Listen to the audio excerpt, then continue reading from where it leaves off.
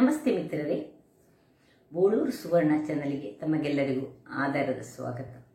ಯಾರೆಲ್ಲ ನನ್ನ ಚಾನಲನ್ನು ನೋಡ್ತಿದ್ದೀರಿ, ಯಾರೆಲ್ಲ ಇನ್ನೂ ಸಬ್ಸ್ಕ್ರೈಬ್ ಮಾಡಿಲ್ಲ, ದಯವಿಟ್ಟು ಸಬ್ಸ್ಕ್ರೈಬ್ ಮಾಡಿ ಸಪೋರ್ಟ್ ಮಾಡಿ ಎಂದು ಹೇಳುತ್ತಾ ಬನ್ನಿ.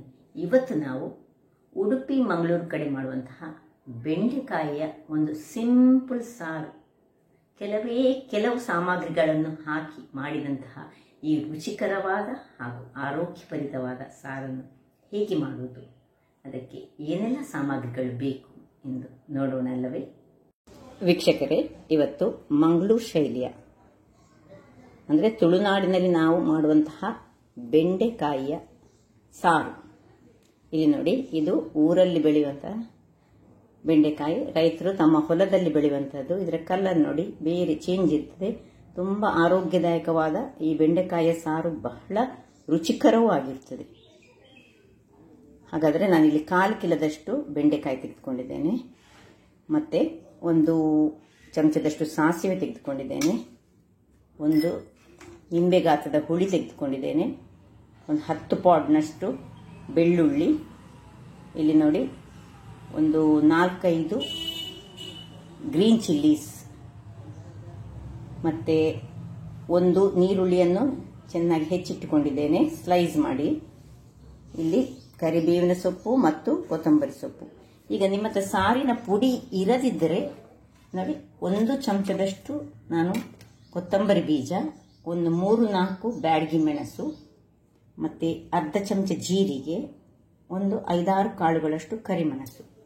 ಇದನ್ನು ಈಗ ನಾನು ಪೌಡರ್ ಮಾಡಿಟ್ಟು ತರಲಿಕ್ಕುಂಟು. ಮೊದಲಿಗೆ ಇದನ್ನು ನಾನು ಪೌಡರ್ ಮಾಡಿ ತರ್ತೇನೆ, ಆಮೇಲೆ ನೋಡೋಣ. ವೀಕ್ಷಕರೇ, ಇಲ್ಲಿ ನೋಡಿ, ಈ ಪೌಡರ್ ರೆಡಿ ಆಯಿತು. ಇದನ್ನೀಗ ನಾವು ಪಕ್ಕಕ್ಕಿಟ್ಟುಕೊಳ್ಳೋಣ. ಈಗ ಈ ಬೆಂಡೆಕಾಯಿಗಳನ್ನು ಸಣ್ಣದಾಗಿ ಹೆಚ್ಚಿಟ್ಟುಕೊಳ್ಳೋಣ. ನೋಡಿ, ಹೀಗೆ ಇದರದ್ದು ತುದಿಯನ್ನು ತೆಗೆದು ಸ್ವಲ್ಪ ಸೈಡ್ ತೆಗೆದು, ಮತ್ತೆ ನೋಡಿ ಈ ಹದದಲ್ಲಿ ಕಟ್ ಮಾಡಿದ್ರೆ ಸಾಕು. ಈ ಸಾರಿಗೆ ಇಷ್ಟೇ ಹದ ಸಾಕಾಗ್ತದೆ. ನೋಡಿ, ಸುರಿಗೆ ಇದರದ್ದು ತುದಿ ತೆಗೆದುಕೊಳ್ಳೋದು, ಒಳ್ಳೆ ಸುರಿಗೆ ಚೆನ್ನಾಗಿ ತೊಳೆದುಕೊಳ್ಬೇಕು. ತೊಳೆದುಕೊಂಡು ಒರೆಸಿಟ್ಟುಕೊಂಡು ನಾನು ಇಟ್ಟುಕೊಂಡದ್ದು ಇದು. ಸ್ವಲ್ಪ ನಮ್ಮದು ಕಲರ್ ಸ್ವಲ್ಪ ಚೇಂಜ್ ಇರ್ತದೆ, ಇನ್ನೂ ಸಹ ಒಳ್ಳೆ ಎಲ್ಲೋ ಇಷ್ಟು ಕಲರಲ್ಲಿ ಸಹ ಬರ್ತದೆ. ಒಂದೊಂದು ಬೆಂಡೆಗಳು ಒಂದೊಂದು ರೀತಿಯಲ್ಲಿ, ಈ ರೀತಿಯಲ್ಲಿ ಹೀಗೆ ಕಟ್ ಮಾಡಿ. ಈಗ ನಾನು ಎಲ್ಲ ಬೆಂಡೆಗಳನ್ನು ಇದೇ ರೀತಿಯಲ್ಲಿ ಕಟ್ ಮಾಡಿಕೊಂಡು ಬರ್ತೇನೆ. ನೋಡಿ, ಹೆಚ್ಚು ಇದರಲ್ಲಿ ನೋಳಿ ಅಂಶಗಳು ಇಲ್ಲ. ಇಲ್ಲಿ ನೋಡಿ ವೀಕ್ಷಕರೇ, ಎಲ್ಲ ಹೆಚ್ಚಿಟ್ಟುಕೊಂಡು ರೆಡಿ ಆಯ್ತು. ನೋಡಿ, ಸ್ವಲ್ಪ ಲೋಳೆ ಅಂಶ ನೋಡಿ ಇದರಲ್ಲಿ. ಇಂತಹ ಬೆಂಡೆಕಾಯಿಗಳಲ್ಲಿ ತುಂಬಾ ಲೋಳೆ ಬರುವುದಿಲ್ಲ, ಅದರಿಂದಾಗಿ ಪದಾರ್ಥ ಅಂದ್ರೆ ಸಾರು ಏನು ಮಾಡಿದ್ರೆ ಸಹ ಬಹಳ ರುಚಿಕರವಾಗಿ ಬರ್ತದೆ. ಈಗ ಮೊದಲಿಗೆ ಒಂದು ಪಾತ್ರೆಯನ್ನು ಇಟ್ಟುಕೊಳ್ಳೋಣ ಗ್ಯಾಸ್ನಲ್ಲಿ. ಈಗ ನೋಡಿ, ಪಾತ್ರೆಯನ್ನು ಬಿಸಿಯಾಗಲಿ, ಅದಕ್ಕೆ ಸ್ವಲ್ಪ ಎಣ್ಣೆಯನ್ನು ಹಾಕೊಳ್ಳೋಣ.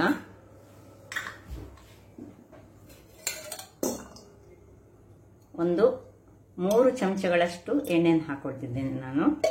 ಅದು ಒಳ್ಳೆ ಬಿಸಿ ಆಗುವಾಗ ಅದಕ್ಕೆ ಎಣ್ಣೆ ಬಿಸಿ ಆಯಿತು. ಈಗ ಜಜ್ಜಿಟ್ಟಂತಹ ಈ ಬೆಳ್ಳುಳ್ಳಿಯನ್ನು ಇದಕ್ಕೆ ಹಾಕೊಳ್ತಿದ್ದೇನೆ.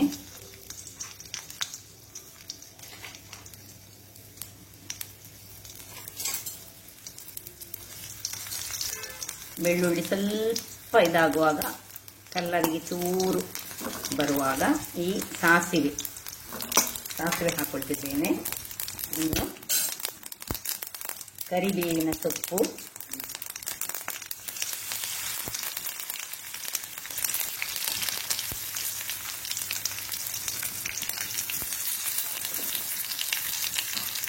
ನೀರುಳ್ಳಿಯನ್ನು ಹಾಕೊಳ್ತಿದ್ದೇನೆ. ಹೀಗೆ ಸ್ಲೈಸ್ ಮಾಡಿದ ನೀರುಳ್ಳಿ. ನೀವು ನೀರುಳ್ಳಿ ಒಂದು ಫುಲ್ ಗೆಡ್ಡೆ ಹಾಕಿದ್ರೆ ಸಹ ಒಳ್ಳೇದಾಗ್ತದೆ. ಅದು ಬೆಂಡೆಯೊಟ್ಟಿಗೆ ಬಹಳ ಒಳ್ಳೆಯ ಒಂದು ಕಾಂಬಿನೇಷನ್. ತುಂಬ ಅದನ್ನು ಫ್ರೈ ಮಾಡಲಿಕ್ಕಿಲ್ಲ. ಈಗ ಹೆಚ್ಚಿಟ್ಕೊಂಡಂತಹ ಎಲ್ಲ ಇದನ್ನು ಇದರಲ್ಲಿ ಹಾಕೊಳ್ಳೋಣ. ಇದರಲ್ಲೇ ಸ್ವಲ್ಪ ಎಣ್ಣೆಯಲ್ಲಿ ಇದು ಈಗ ಫ್ರೈ ಆಗಬೇಕು.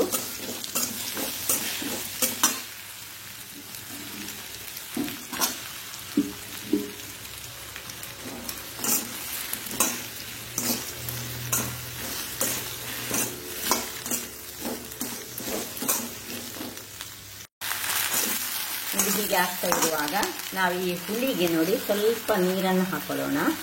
ನೀರನ್ನು ಹಾಕೊಂಡು ಈ ಹುಳಿಯ ನೀರನ್ನು ಹೀಗೆ ಕಿವುಚಿ ರೆಡಿ ಮಾಡಿಕೊಳ್ಳೋಣ. ವೀಕ್ಷಕರೇ ನೋಡಿ, ಹೀಗೆ ಕಿವುಚಿ ಹುಳಿಯ ನೀರನ್ನು ರೆಡಿ ಮಾಡಿಟ್ಕೊಳ್ಳೋಣ. ಇನ್ನು ಸ್ವಲ್ಪ ನೀರನ್ನು ಹಾಕೊಳ್ತಿದ್ದೇನೆ ನಾನು. ನೋಡಿ, ಇಲ್ಲಿದು ಅದಕ್ಕೆ ಇಷ್ಟ ಉಂಟು. ಸ್ವಲ್ಪ ಸಣ್ಣ ಉರಿಯಲ್ಲಿ ಇದನ್ನು ಚೆನ್ನಾಗಿ ಬಾಡಿಸಿಕೊಳ್ಳೋಣ. ಅದಕ್ಕೆ ಈಗ ನೋಡಿ, ಕಾಯಿ ಮೆಣಸು ನಿಮಗೆ ಎಷ್ಟು ಬೇಕು ಅಷ್ಟು ಕಾಯಿ ಮೆಣಸನ್ನು ಹಾಕೊಂಡ್ರೆ ಆಯಿತು.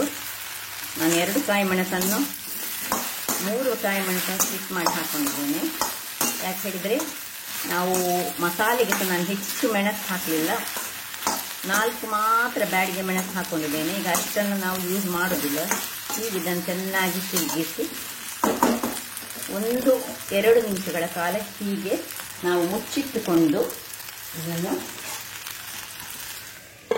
ಬೇಯಿಸೋಣ.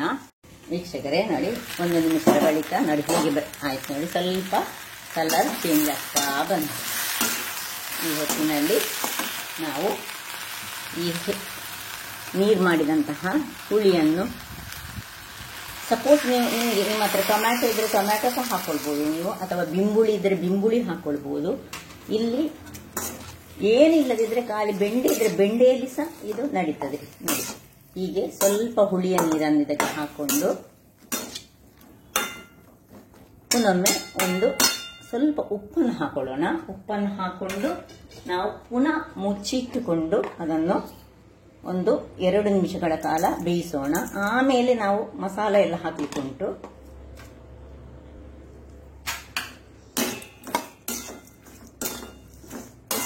ಹೀಗೆ ತಿರುಗಿಸಿ ಇನ್ನು ಸ್ವಲ್ಪ ಬೆಲ್ಲವನ್ನು ಹಾಕೋಣ ಅದಕ್ಕೆ, ಅಥವಾ ಸಕ್ಕರೆ ಸಹ ಹಾಕೊಳ್ಬಹುದು ನಿಮ್ಗೆ ಬೇಕಿದ್ರೆ, ಇದು ಆಪ್ಷನ್. ನೋಡಿ, ಒಂದಿಷ್ಟು ದೊಡ್ಡ ತುಂಡು ಬೆಲ್ಲವನ್ನು ಹಾಕೊಳ್ತಿದ್ದೇನೆ. ಮತ್ತೆ ಅದರೊಟ್ಟಿಗೆ ಈ ಕೊತ್ತಂಬರಿ ಸೊಪ್ಪಿನ ದಂಟು ಸ್ವಲ್ಪ ನಾನು ಕಟ್ ಮಾಡಿಟ್ಕೊಂಡದುಂಟು, ಅದನ್ನು ಹಾಕೊಂಡು ಒಮ್ಮೆ ಚೆನ್ನಾಗಿ ತಿರುಗಿಸ್ತೇನೆ. ನೋಡಿ, ಈಗಲೇ ಅದು ಸಾಧಾರಣ ಬೆಂದುಕೊಂಡು ಬಂತು. ಇನ್ನು ಚೂರು ನೀರನ್ನು ಹಾಕೊಂಡು ನಾವು ಇದನ್ನು ಬೇಯಲಿಕ್ಕೆ ಬಿಡೋಣ. ಸ್ವಲ್ಪ ಹೊತ್ತು 1-2 ನಿಮಿಷಗಳ ಕಾಲ ಸಾಧಾರಣ ಹದ ಮೀಡಿಯಂ ಉರಿಯಲ್ಲಿ ನಾವು ಇದನ್ನು ಬೇಯಲಿಕ್ಕೆ ಬಿಡೋಣ. ವೀಕ್ಷಕರೇ, ಇಲ್ಲಿ ನೋಡಿ 2 ನಿಮಿಷದ ಬಳಿಕ ಹೀಗೆ ಕುದಿತಾ ಉಂಟು. ನೋಡಿ, ಈಗ ಇದಕ್ಕೆ 1 ಪಿಂಚ್ ಆಫ್ ಹಳದಿಯನ್ನು ಹಾಕೊಳ್ಳೋಣ. ನೀವು ಬೇಕಿದ್ರೆ ಇಷ್ಟರಲ್ಲೇ ಮುಗಿಸಿ ಇದಕ್ಕೆ ಸ್ವಲ್ಪ ನೀರು ಹಾಕಿ ಈ ಸಾರನ್ನು ಮಾಡ್ಕೊಳ್ಬಹುದು. ಈಗ ನಾನು ಅದಕ್ಕೆ ಒಂದು ಮಸಾಲೆಯನ್ನು ಸಹ ರೆಡಿ ಮಾಡಿದ್ದೇನೆ. ಅಂದ್ರೆ ಸಾರಿನ ಪುಡಿ ನಿಮ್ಮ ಹತ್ರ ಇದ್ರೆ ಆ ಸಾರಿನ ಪುಡಿ ಹಾಕಬಹುದು, ಅಥವಾ ಸಾರಿನ ಪುಡಿ ಇಲ್ಲದಿದ್ರೆ ಖಾಲಿ ಹೀಗೆ ಇದಕ್ಕೆ ಈಗ ಸ್ವಲ್ಪ ನೀರನ್ನು ಸೇರಿಸಿ, ಹೆಚ್ಚು ನೀರನ್ನು ಸೇರಿಸಿ ಇದರದ್ದೇ ಒಂದು ಸಾರು ಮಾಡಬಹುದು. ಈಗ ನಿಮಗೆ ಸಾರಿನ ಪುಡಿ ಬೇಕಿದೆ ನೋಡಿ, ನಾವು ಮಾಡಿದಂತಹ ಸಾರಿನ ಪುಡಿ ಇಲ್ಲಿ ಉಂಟು. ಈಗ ನೋಡಿ, ಹೆಚ್ಚು ಇದು ಮೆಣಸಿನ ಪುಡಿ ಹಾಕೊಳ್ಳಿಲ್ಲ. ನೋಡಿ, ನಾವೀಗ ಎಷ್ಟು ಸಾರಿನ ಪುಡಿ ಬೇಕು, 1 ಚಮಚ ಆದ್ರೆ 1 ಚಮಚ ಸಾರಿನ ಪುಡಿಯನ್ನು ಹಾಕೊಂಡು ಇನ್ನು ಸ್ವಲ್ಪ ನೀರನ್ನು ಹಾಕೊಂಡು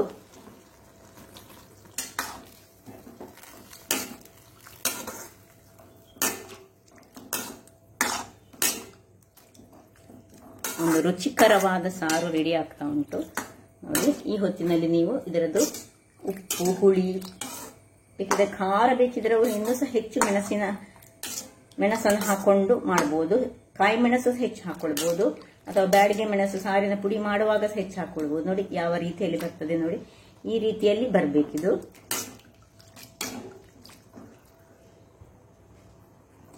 ಉಪ್ಪು ಸಹ ಕರೆಕ್ಟ್ ಉಂಟು, ಎಲ್ಲ ಕರೆಕ್ಟ್ ಉಂಟು. ಈಗ ಇದಕ್ಕೆ ಇನ್ನು ಸ್ವಲ್ಪ ನೀರನ್ನು ಹಾಕೊಂಡು ನಾವು ಸಾಧಾರಣ ನಾನು 3 ಲೋಟದಷ್ಟು ನೀರನ್ನು ಹಾಕೊಂಡೆ. ಈಗ ಇದನ್ನು ಪುನಃ ಒಳ್ಳೆ ಕುದಿಲಿಕ್ಕೆ ಬಿಡೋಣ. ಮಿತ್ರರೇ, 2-3 ನಿಮಿಷಗಳ ಬಳಿಕ ನೋಡಿ ಹೇಗೆ ಬಂದಿದೆ ನೋಡಿ, ಚೆನ್ನಾಗಿ ಕುದಿತಾ ಉಂಟು ನೋಡಿ. ಹೀಗೆ ಇಲ್ಲಿ ಈಗ ಚೆಕ್ ಮಾಡ್ಕೊಳ್ಳೋಣ ನಮ್ಮ ಇದು ಬೆಂದಿದ ಅಂತ. ಒಳ್ಳೆ ಬೆಂದಿದೆ ನೋಡಿ. ಈ ಹೊತ್ತಿನಲ್ಲಿ ನೋಡಿ ಸಾರು ರೆಡಿ ಆಯಿತು. ಈಗ ಕೊನೆಗೆ ಸ್ವಲ್ಪ ಕೊತ್ತಂಬರಿ ಸೊಪ್ಪನ್ನು ಮೇಲಿನಿಂದ ಹೀಗೆ ಹಾಕೊಳ್ಳೋಣ. ಅದರ ಫ್ಲೇವರ್ ಅನ್ನೋದು ಎಳೆದುಕೊಂಡ ಕೂಡಲೇ ಆಯಿತು. ಇದು ಹಾಕಿದ ಕೂಡಲೇ ಇದನ್ನು ಆಫ್ ಮಾಡಿಕೊಳ್ಳೋದು, ಮುಚ್ಚಿಟ್ಟುಕೊಳ್ಳೋದು. 2 ನಿಮಿಷಗಳ ಬಳಿಕ ಸರ್ವ್ ಮಾಡೋಣ. ವೀಕ್ಷಕರೇ, ಈಗ ಸರ್ವಿಂಗ್ ಟೈಮ್ ನೋಡಿ ಹೀಗೆ ಬಂದಿದೆ ನೋಡಿ. ಹೀಗೆ ಉಂಟು ರುಚಿಕರವಾದ ಮ್ಯಾಂಗ್ಳೂರ್ ಸ್ಟೈಲಿನ ಈ ಒಂದು ರಸ ನೋಡಿ ಹೀಗುಂಟು ನೋಡಿ. ಈಗ ಸರ್ವ್ ಮಾಡೋಣ.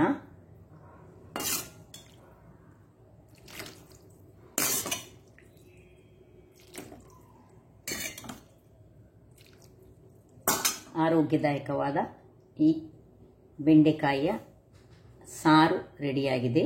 ಹಾಗಾದರೆ ನೋಡಿದ್ರಲ್ಲ ವೀಕ್ಷಕರೇ, ಮಂಗಳೂರು ಸ್ಟೈಲಿನ ಈ ಒಂದು ಸಿಂಪಲ್ ಆದ ಸಾರು ಆರೋಗ್ಯಕ್ಕೂ ಬಹಳ ಒಳ್ಳೆಯದು. ಹೆಚ್ಚು ಖಾರ ಇಲ್ಲ, ಮಕ್ಕಳಿಗೆ ಸಹ ಕೊಡ್ಬೋದು. ಹಾಗಾದರೆ ನನ್ನ ಈ ಕುಕಿಂಗ್ ಚಾನಲ್ ನಿಮಗೆ ಇಷ್ಟ ಆದರೆ ಬೋಳೂರು ಸುವರ್ಣ ಚಾನಲನ್ನು ಲೈಕ್ ಮಾಡಿ, ಶೇರ್ ಮಾಡಿ ಹಾಗೂ ಸಬ್ಸ್ಕ್ರೈಬ್ ಮಾಡಿ ಹಾಗೂ ನನ್ನ ಇನ್ಸ್ಟಾಗ್ರಾಮ್ ಪೇಜನ್ನು ಫಾಲೋ ಮಾಡಿ. ಧನ್ಯವಾದಗಳು.